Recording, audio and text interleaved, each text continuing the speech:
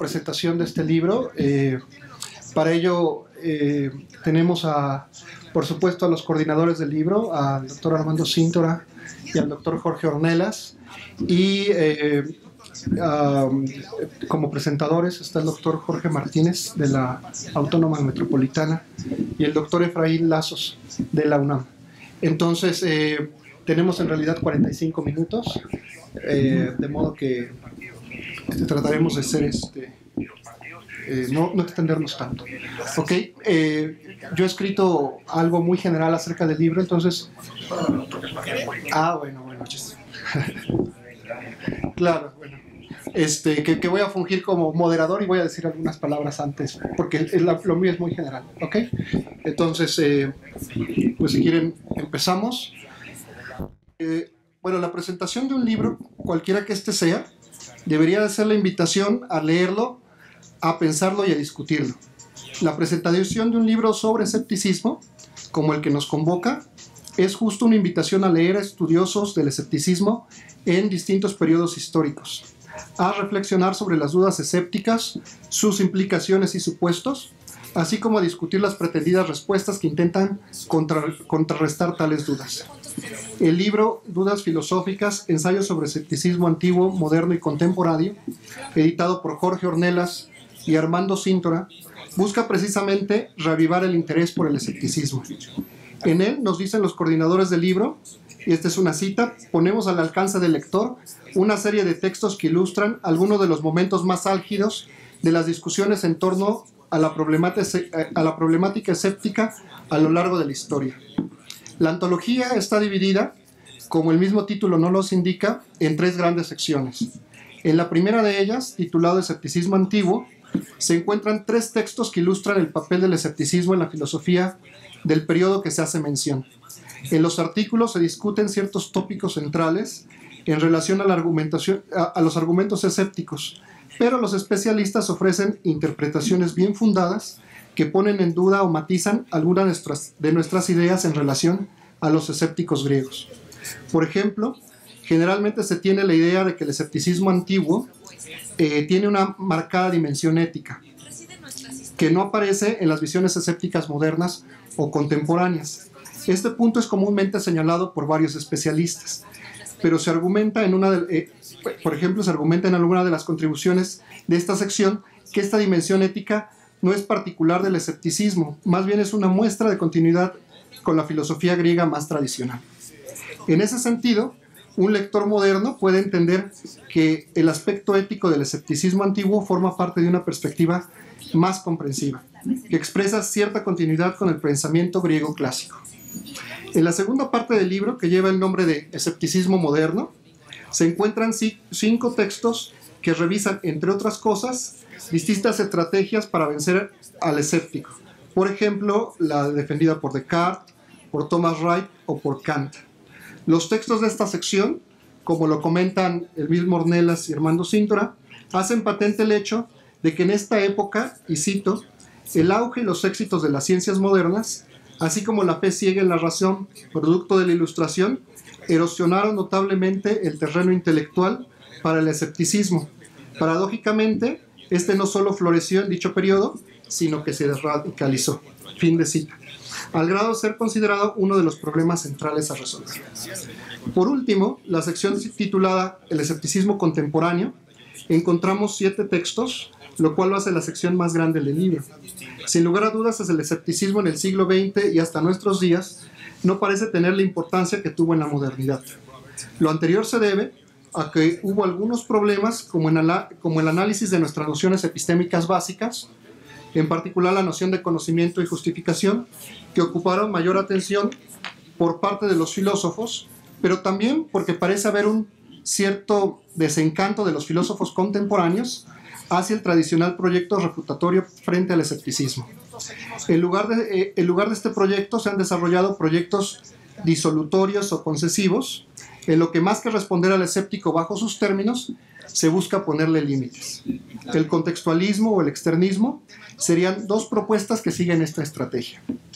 Así, en la tercera y última sección, encontramos contribuciones que revisan y critican algunas de estas estrategias disolutorias, como por ejemplo la contribución de Miguel Ángel Fernández o del mismo Jorge Ornelas. Otras, por ejemplo, examinan algunas estrategias usadas para responder al escéptico. Por ejemplo, el texto de Ernesto Sosa o de José de Teresa. O se evalúan los elementos pirrónicos para fundamentar una práctica científica. Eso, digamos, es como el texto en general. Tengo dos observaciones muy breves. Si bien el texto no busca ser exhaustivo, considero que hay unas posturas antiescépticas que no se tratan en el siglo XX. En particular, el confiabilismo, el contextualismo o los proyectos naturalistas de distinto tipo. Por otro lado, se dice que el texto versa sobre el escepticismo en distintas áreas de la filosofía. Sin embargo, los textos están centrados en el escepticismo epistemológico, con ligeros acercamientos a la filosofía del lenguaje y a la ética. Pero a mi juicio deja de lado el escepticismo en distintas áreas de la filosofía, como en relación al yo en la filosofía de la mente, por solo citar un ejemplo. Los coordinadores quizá nos deben una explicación de los criterios que llevaron a la selección de los trabajos y las temáticas en esa dirección. A pesar de las observaciones mencionadas, creo que la antología logra su cometido. Podemos señalar que el trabajo es, en efecto, una contribución que nos recuerda que el escepticismo es uno de los temas centrales en la discusión filosófica. Kant había sostenido claramente la importancia del escepticismo en la crítica de la razón pura, al afirmar que, y eso lo decía Kant, es un escándalo de la filosofía tener que aceptar solo por fe la existencia de las cosas externas y no poder dar respuesta al escéptico que dude de su existencia. En el siglo XX, sin embargo, muchos siguieron a alguien como Heidegger al señalar que el gran escándalo no era el problema, no era que el problema no estuviera resuelto, que el problema del escepticismo no estuviera resuelto, sino que los filósofos consideran que se necesita una solución. El libro, vuelvo a señalar, es un intento por mostrar que el escepticismo es relevante en epistemología. Al lector le corresponderá decidir, después de leer el libro, cuál es el verdadero escándalo en relación con el escepticismo. Esto es, no poder resolverlo o dedicarnos a intentarlo hacer. Y lo primero que quiero hacer es una fuerte y enfática invitación a comprar el libro y después también a leerlo. Se supone que las presentaciones son para eso, ¿no? ¿Por qué les invito? ¿Por qué invitaría yo al público a adquirir y a leer y a apreciar este libro? Quiero comenzar por los aciertos. Me parece que tiene muchos aciertos y que no se suelen encontrar en nuestro medio. Por ejemplo, uno de los aciertos es conjuntar a filósofos vivos de varias latitudes, pero sobre todo de decir americanos, con una excepción, que además es francés, ¿no? Pascal Engel es francés, ¿no? O el suizo trabaja en París o algo así. Pero también Sebastián Charles es francés. Sebastián Charles, sí. No, esto es quizá, digamos, anecdótico, plenamente casual o lo que fuera, pero me llamó la atención que hubiese sobre todo filósofos del continente americano, ¿no? Otra cosa que llama la atención poderosamente es que hay una mezcla acaso generacional de contribuyentes, ¿no? Eso también es un acierto sin duda. Otro acierto y otro motivo para celebrar este libro es que, y esto lo quiero enfatizar verdaderamente, es que pone a filósofos, voy a decir así, locales, colegas nuestros, en el mismo plan y en el mismo plano y en el mismo nivel de discusión y de importancia que, digamos, figuras consagradas. Me refiero, bueno, al propio Pascal Engel o también a Ernesto Sosa, por mencionar solo a dos realmente extraordinarios filósofos que participan en esta compilación. En particular, me quiero referir al trabajo de Sosa, es al menos de lo que yo he leído, lo que me ha gustado más. no sé si tiene que ver porque habla de la agencia y la importancia del escepticismo para la agencia, no tanto para el conocimiento, pero digamos, si alguien de ustedes tiene la idea de Sosa como un epistemólogo de cabo a rabo, este texto lo puede sorprender, es realmente muy bueno. Hay otros puntos que me gustaría destacar del volumen como tal. Me refiero al volumen globalmente. Y por ejemplo, es muy informativo, es un texto informativo y en ese sentido accesible también para el público no especializado, ¿no? Requiere, por supuesto, un esfuerzo de atención, pero bueno, la lectura es así, ¿no? No podemos simplemente estar pasivamente esperando a entender las cosas. ¿Por qué digo esto?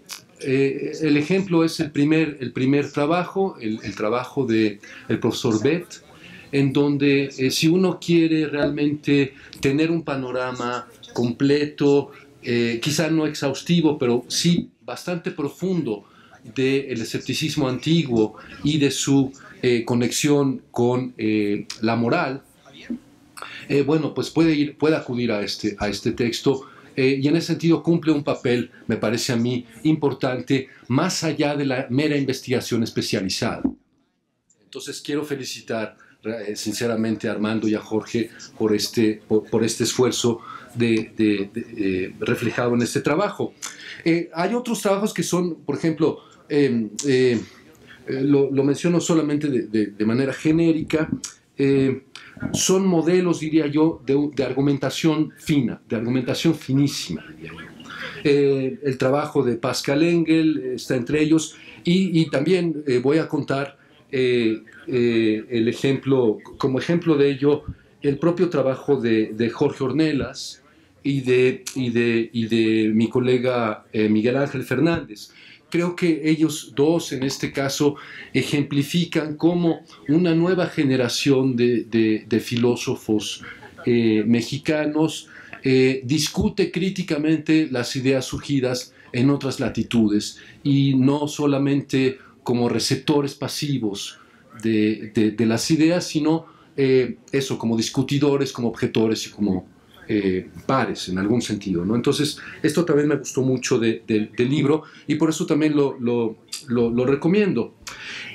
Hablo ahora rápidamente sobre la introducción que ofrecen Armando y Jorge, la presentación del volumen. Creo que es un mapeo. Usualmente lo que uno encuentra en estas presentaciones es una especie de justificación de los contenidos y acaso algo sobre los criterios para cortar el material como se ha cortado, ¿no? Ya mi colega Jonathan ha dicho básicamente cómo está distribuido el material de este volumen, entonces no lo voy a repetir, pero digamos, eunucos, así se llama la presentación, eunucos, criminales y enfermos terminales. No hay que ser muy perspicuo para darse cuenta de que esto es una provocación y es una invitación, digamos, a leer lo que viene.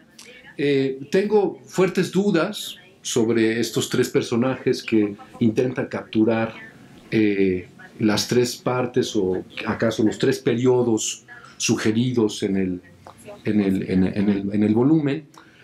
Tengo fuertes dudas sobre esta caracterización de los deseos racionales, ¿no? Que no me queda nada claro, pero no es el momento de expresar estas dudas, ¿no? Es el momento de invitarlos a tener y adquirir esas dudas por ustedes mismos como lectores, ¿no? Pero lo que vengo diciendo es que me parece que más allá de un recuento de cómo está organizado el material, que es lo que normalmente se espera en estas presentaciones, es un mapeo perspicuo de un material, de algo, diríamos. ¿Acaso alguien diría, es un gesto intelectual? El escepticismo es como una gesticulación intelectual, ¿no? Algo muy difícil de capturar y de clasificar. ¿no? Entonces eso también merece ser mencionado. Es decir, el mapeo no es un mapeo exhaustivo, no hay pretensiones de exhaustividad aquí, no hay pretensiones de dar clasificaciones últimas, ni de dar criterios, digamos, acabados de esto, ¿no? Pero sí hay una pretensión de dar un mapeo de la situación del escepticismo. Y aquí me voy a permitir hacer algunos comentarios más o menos críticos, sin exagerar, en el tiempo que me queda. Noto ausencias, o más que ausencias propiamente, porque esto es un trabajo redondo, diría yo, lo que a mí como lector filosófico me gustaría haber encontrado, o quizá en una revisión o en otro mundo posible, lo que me gustaría haber encontrado. Por ejemplo, me gustaría que los editores hubiesen sido un poco más contundentes y radicales en su propuesta, sobre todo en el texto de la presentación, porque me parece a mí que le falta un poco al texto una reflexión sobre, digamos, la centralidad del escepticismo. Es decir, ellos con la composición del volumen mismo y en el contenido de sus propios trabajos, ¿no?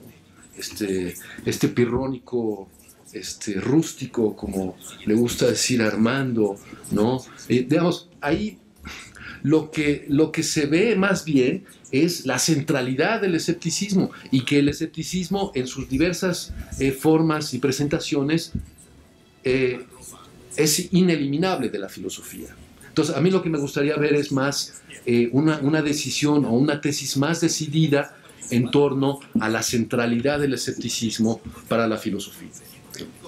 Entonces, al hilo de esto, también acaso me gustaría ver me gustaría saber qué piensan ellos, me gustaría saber cuál es la conexión entre el escepticismo y la concepción que la propia filosofía tiene de sí misma. Es decir, la metafilosofía, ¿no? Si dudas filosóficas, dudas no filosóficas, esto me parece que falta un poco. Voy rápido. Me gustaría ver más también interacción o más diálogo interno entre los diferentes contribuyentes al volumen, ¿no? Porque hay temas que evidentemente se tocan, se repiten un poco tangencialmente, y acaso un trabajo de cruzar algunas, no simplemente cruzar referencias, sino cruzar algunos de los contenidos y algunas de las tesis vendría muy bien para la unidad del volumen. A mí no me molesta, al contrario de Cristian, el orden de la presentación de los textos, ¿no? Ellos son muy claros. Esto tiene un cierto elemento de arbitrariedad, y eso hay que asumirlo, ¿no? No hay por qué tener criterios para todo. Sin embargo, coincido con parte de la preocupación de Jonathan en el sentido de que la parte que tiene que ver con el escepticismo contemporáneo da la impresión de que en el mundo contemporáneo, en la filosofía contemporánea, el escepticismo solo es importante en el ámbito, digamos, teórico, ¿no? El ámbito de la epistemología, o el ámbito de la filosofía del lenguaje, el escepticismo semántico. Y obviamente eso no es así, y ellos lo saben muy bien, ¿no? Como comienza el texto con una consideración ética, el texto de Beth, a mí me hubiera gustado que el texto terminara con una consideración ética, porque me parece, y esto es solo un parecer, pero me parece que en el mundo contemporáneo es más importante, en el mundo contemporáneo, quizá no en el mundo filosófico contemporáneo, pero es más importante el escepticismo moral. El escepticismo práctico en general, es más importante. Y termino simplemente con algunas preguntas que tienen un aire inevitablemente de provocación, pero solamente es para propiciar la conversación y proseguirla, ¿no? Porque, digamos, a la hora de rastrear y de tratar de sí, organizar las ideas, las pocas que tengo para esta presentación, lo que me preguntaba es, bueno, ¿hay tal cosa como una tradición escéptica porque los compiladores no se atreven a dar este paso. Eso es lo que siento, que ellos no se quieren comprometer con la idea de que hay una tradición escéptica que necesita ser recogida. Porque parece que la idea misma de tradición escéptica es oximorónica, ¿no? Pero, digamos, en otro sentido sí que hay una tradición escéptica, porque hay un aprendizaje, ¿no? Los argumentos en contra, los tipos, el alcance de los argumentos, y hay un aprendizaje de las diferentes estrategias, etcétera, ¿no? Entonces sí que hay una tradición, y ¿cómo se podría explicar o qué dirían ustedes de eso, ¿no? Y al hilo de esto también una pregunta sobre si tiene sentido o no un posible proyecto que yo llamaría acaso de caracteriología del escepticismo. Cuando yo comencé a leer la presentación, de pronto esperaba algo en este sentido, quizás solo esbozado, pero algo en este sentido. Por ejemplo, algo importante para el escepticismo es la suspensión del juicio. ¿Acaso no como una cuestión de la esencia del escepticismo y qué es lo que hace del escepticismo que sea escepticismo y no otra cosa, sino más como parecidos de familia, pero algo, ¿no? Y bueno, creo que básicamente es todo. Muchas gracias. Y muchas felicidades por el texto. Yo me preguntaba por qué invitan a un no especialista en estos temas a hablar, como es mi caso. Pero leyendo este libro, que me ha parecido muy interesante, me parece que precisamente esta invitación es para provocar.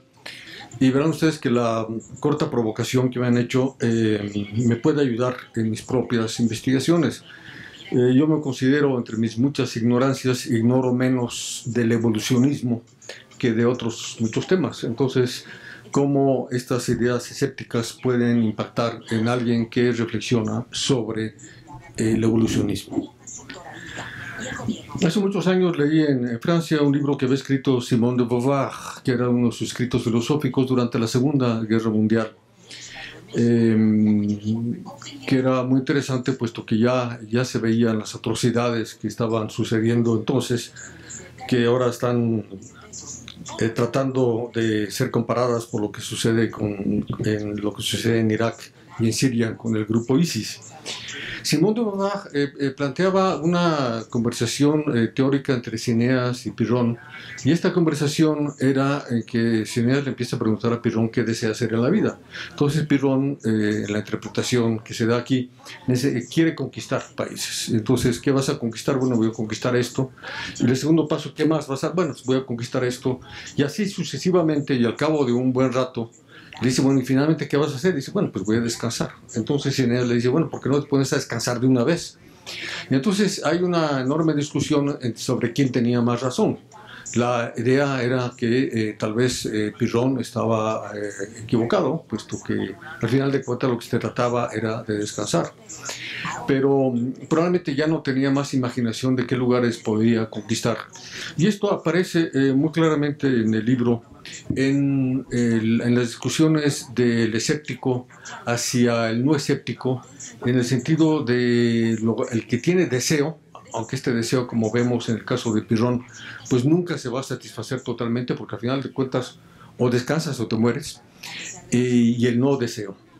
Me llamó la atención porque no lo sabía la posible mención que tiene Brett de que Pirrón pudiera haber acompañado a Alejandro el Grande en las conquistas a la India y que hubiera podido tener conocimiento con los sabios hindis. Ustedes saben que el budismo deriva del hinduismo, entonces podía haber tenido contacto con algunos pensadores hinduistas, pero eso también nos plantea un problema típicamente escéptico que va de A, B y C, porque si efectivamente tuvo contacto con un sabio de este tipo, ¿de dónde este sabio hindú había sacado ese pensamiento?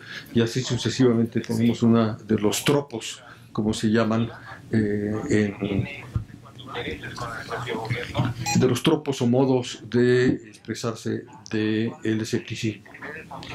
Al final de su artículo, Brett señala, un poco defiende a un escepticismo no tan extremo, porque probablemente la consecución de esta especie de ataraxia, ¿no?, de una especie de indiferencia ante el mundo, que atribuimos mucho a estos pensadores budistas que vemos que se concentran en tener un pensamiento vacío, según Brett, este no sería realmente el propósito final de los escépticos. Y eso me hizo pensar en una cosa que a mí me impacta mucho como buen evolucionista que soy ateo. La muerte es necesaria la muerte de los individuos, de los fenotipos, para que haya evolución. Si no hubiera muerte de fenotipos, pues no habría evolución. Es una cosa muy desagradable, pero así es. No es que me guste o me disguste, es así.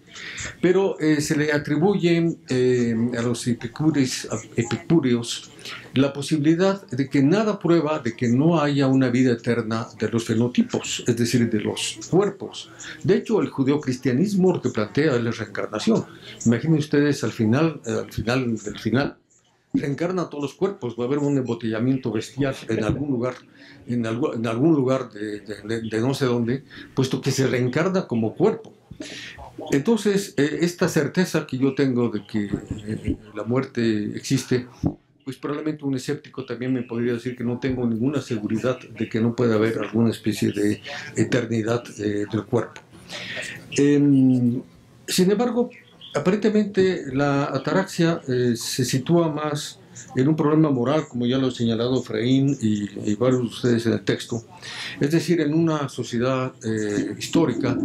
Y yo me pregunto, ¿qué haría un cazador-recolector en un momento que haría un epogé y diría, ¿cuál es la razón de existir? Lo que pasaría es que el grupo de cazadores quedaría mermado porque tendrían a un cuate que no está funcionando bien. Podrían ese día no cazar al elefante o al animal que van a cazar y podrían entrar en una crisis, ¿no?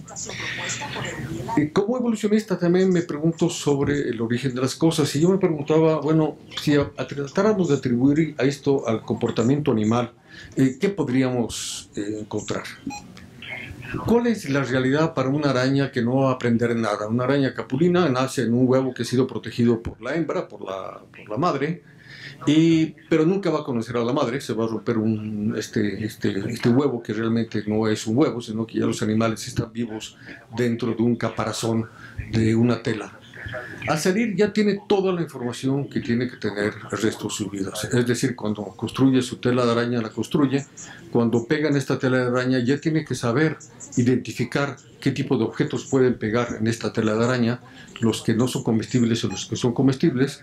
Y si es una hembra o es un macho, tiene que saber tocar la tela de araña para saber a qué especie pertenece y para saber si la hembra está más receptiva, que de todas formas generalmente se lo acaban comiendo, pero la posibilidad de poder copular con la hembra pues es muy importante para la reproducción, etc. Esta realidad obviamente es una realidad, vamos a llamarle automática. Pero algunos otros animales sí entran en algunos de los tropos o de los modos del escepticismo. Por ejemplo, uno de los tropos del escepticismo es la disensión, es decir, cierta incertidumbre sobre las reglas. Los animales que tienen cultura, como los humanos, pero también los chimpancés y muchos otros animales, tienen que aprender a comportarse. Si ustedes educan a un chimpancé entre humanos y lo sueltan a la naturaleza, ese chimpancé se lo van a echar rapidísimamente, no va a sobrevivir absolutamente nada. Cosa que no pasaría con una araña, con tal de que ustedes la dejen en un lugar que sea su ecosistema. Yo creo, estaba pensando esto, que en cualquier animal que tenga cierto grado de desarrollo neuronal, existe un epogé. El epogé se da en el momento en que la primera señal no la puede identificar. Este epogé puede durar milésimas de segundos o puede durar en una reflexión filosófica años. Pero es el mismo fenómeno. Hay un momento de epogé, no sé cómo responder a lo que se me está presentando. Pero la ataraxia no sería bueno en un comportamiento animal. La ataraxia podría llevar a la desaparición del individuo y de la especie. No confundamos la ataraxia con el hecho de que un animal puede no moverse en un momento dado para no ser detectado. Es un reflejo, ahora sí, instintivo. ¿Somos realmente ataráxicos? Bueno, Por ejemplo, Armando Cintura nos propone una especie de, como él es científico al origen, o que lo esconde muchas veces, pero sabemos que estudió física, el ataraxico científico, que no es un ataraxico 100%, es decir, que dice, bueno, yo puedo suponer que están en duda mis metodologías y mis creencias científicas, pero sin embargo sigo proyectando la ciencia. Lo mismo sería en una serie de planteamientos éticos y políticos que uno se pudiera hacer, puesto que si uno plantea algo que no conocían los escépticos, si hubieran conocido la segunda ley de la termodinámica, que establece que todo el sistema se va desordenando cada vez más, el universo que conocemos es un universo más desordenado que el universo al origen, entonces efectivamente todo acabaría sin tener sentido. Por ello regreso para terminar otra vez a la discusión esta que ponía Simone de Beauvoir, que Simone de Beauvoir le daba un poco de razón a Ceneas, pero en realidad quien tiene razón es el pirrón que está puesto en esta imagen. Sí hay que tener este tipo de proyectos, aunque estos proyectos es lo que decía Camus del mito de Sísifo, es una piedra que sube una montaña y se va a volver a caer, y hay que estarlo haciendo. Es lo que sucede con el fenómeno de la vida. Tenemos una compulsión a la vida, a la reproducción, con todo ello a la sexualidad, a la solidaridad, pero también a la violencia, y este tipo de fenómenos no nos van a dar la vida eterna, no nos van a hacer como fenotipos lograr esta vida eterna, esta salvación, pero es lo que somos. Entonces, ¿cómo veo como evolucionista el escepticismo? Lo veo como una medicina intelectual muy importante. Creo que es una medicina intelectual muy importante. Plantearse los tropos, los modos de ser del escéptico, y ver que nuestras certezas también son sumamente peligrosas. Para terminar con el ejemplo del chimpancé, el chimpancé que ha sido educado con humanos, entonces tiene una certeza de cómo se debe uno comportar. Esa certeza, cuando uno lo mete en la vida salvaje, es una certeza totalmente equivocada, y si es, sobre todo si es macho, lo van a acabar eliminando rápidamente. Entonces, creo que este libro yo los invito a leer, es un libro muy interesante, está muy bien escrito. La traducción de Brett no me gustó mucho, con todo el respeto del traductor, no sé si está presente, pero me parece que es un libro muy bien armado, y sí los invito a leer, y además lo deben leer aunque no sean escépticos, o precisamente si no son escépticos, deben leer este libro. Muchas gracias. Jorge Ornelas, de hecho, tiene en mente editar un segundo volumen de este libro, y entonces ahí seguramente se incluirán algunos de los tópicos, de los textos que estuvieron ausentes en este primer volumen. En particular, algo que, por ejemplo, se mencionó que faltaba discutir algunos escepticismos más focalizados o locales, que si el escepticismo moral o el escepticismo teológico o el escepticismo estético, pero por ejemplo hay algunos que tampoco discutimos, que es el escepticismo de la inducción, que es un problema clásico de la filosofía de la ciencia, y si la inducción no se puede justificar y si la ciencia es hecha mano de la inducción, pues eso socavaría nuestra idea de que la ciencia es una empresa racional. Bueno, en fin, el asunto es que son un problema que yo creo que va a estar incluido. Bueno, yo espero incluir un texto sobre el problema de la inducción y algunos intentos de disolverlo recientes, por ejemplo, a John Norton en ese segundo volumen. En fin, para terminar, simplemente les quiero hacer una invitación de carácter paradójico. Que suspendan sus dudas, que dejen de lado sus dudas sobre si es valioso leer este libro. O sea, que no sean escépticos en cuanto al valor o la pertinencia de leer este libro. Por eso es que es paradójico, porque el libro es sobre escepticismo. Bueno. La verdad es que lo más bonito de todos estos eventos es encontrarme con amigos, con profesores, personas que yo admiro mucho. Y bueno, quiero agradecer a Efraín, que lo conozco desde hace mucho tiempo, a profesor Jorge Martínez también, a quien respeto mucho. Me gustó mucho lo que es naturalización del escepticismo que hiciste, Jorge. Te estaba preocupado porque sabía que Jonathan tiene pudores naturalistas y iba a hacer preguntas del tipo de las que hizo. Y sí, algo también que es bien bonito en estos eventos es que uno aprende de todas las cosas que te dicen, bueno, hubieras podido hacer esto, hubieras podido hacer lo otro. Sí, supongo que es un aprendizaje. Y ya me quitó Armando la primicia. Yo quería anunciar, no voy a hacer un segundo volumen, y esto también se lo estoy diciendo a Alejandro, que me está viendo desde allá. Por cierto, quiero agradecer a toda la gente de Gedisa, que hizo un trabajo extraordinario. Y voy a tratar de cubrir todas esas carencias. Ahora va a ser un volumen con la mayor parte de autores del continente europeo, para variar un poco. Y bueno, voy a tratar de atender estas carencias que todo el mundo está señalando. Pues nada más, gracias a todos por venir, y gracias a la gente de la UAM que nos apoyó también muy vigorosamente para este proyecto. Y sería todo lo que quiero decir. Gracias.